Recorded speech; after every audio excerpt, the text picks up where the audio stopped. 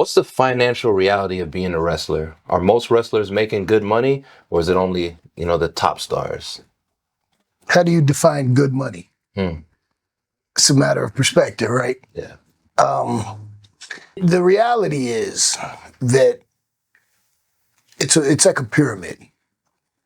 I almost say a pyramid scheme.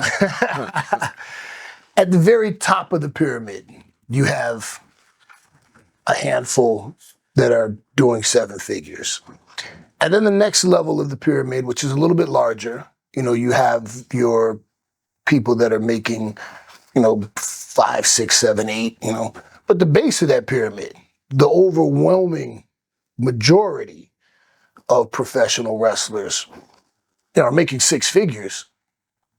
But six figures isn't quite what you think it is when you figure that most of the pro wrestlers, the way the business is structured, have to pay their road expenses. So like AEW is set up differently because AEW flies you out.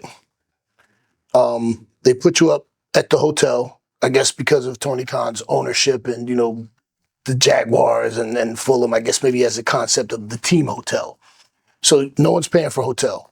They have a shuttle that takes you from the hotel to the building and back, and then you have a flight home. All that's paid for by AEW. The only thing you have to pay for is your meal, your dinner, and they have catering at the building, which is, top flight catering, so you can eat well. And you can take to-go food. So it really costs you nothing. WWE, I don't know how they do things now. I haven't been there in a while. I haven't heard that it's changed, but they will fly you.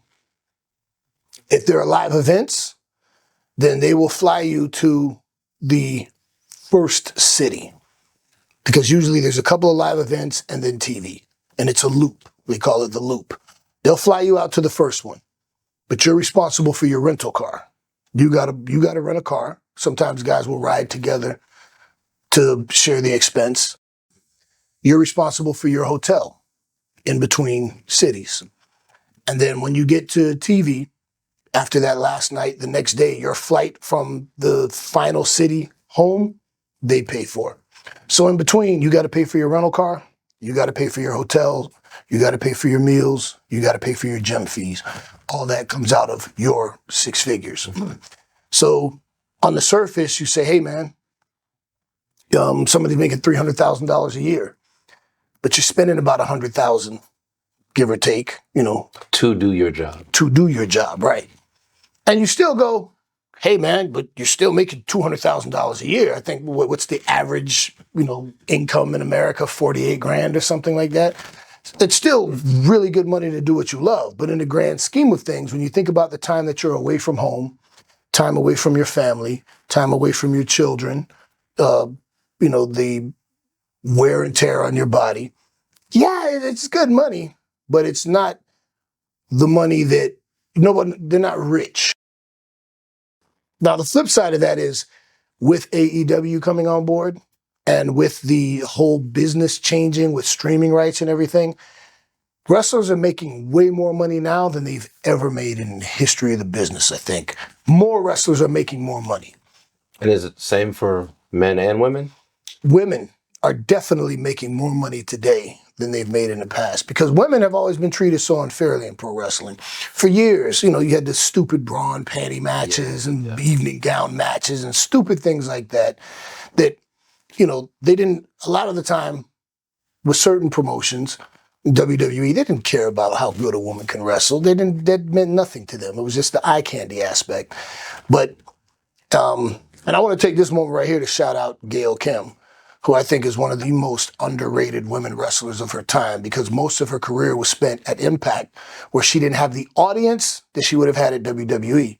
But, before you had Sasha Banks and Bayley headlining the Barclays, you had, gosh, man, I feel bad. I can't think of her name now. My memory. So Taryn Terrell and Gail Kim killing it in the knockouts division at Impact. You had Awesome Kong. You had women over at Impact. They were taking women's wrestling seriously and allowing women to wrestle. WWE came on that a little bit later, because you had, when Trish first started, Trish wasn't very good. You know, you had Molly out there working with Trish. Holly, Holly, who's an amazing wrestler. You know, getting Trish up to the point where she became the legendary women's wrestler that she was. I remember watching, you know, some of those first matches where she was learning. You know, you had Lita, Amy, who was out there doing it for the women. Mickie, you know, you had, you had some of these women that were out there putting that time in, showing that, hey, we can wrestle if you will let us and give us time. And I remember one day me and Mickie were talking about money and her best year. And I'm not going to put her financial business out there, but for the work that she was doing and for how much she was on the road, she was paid considerably less than her male counterparts. Now, she was making a comfortable 6 figures, but she wasn't making as much as some of the guys who were beneath her on the card.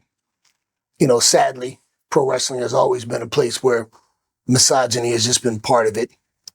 The whole industry has made huge strides over the last decade or so, and it's gotten much better.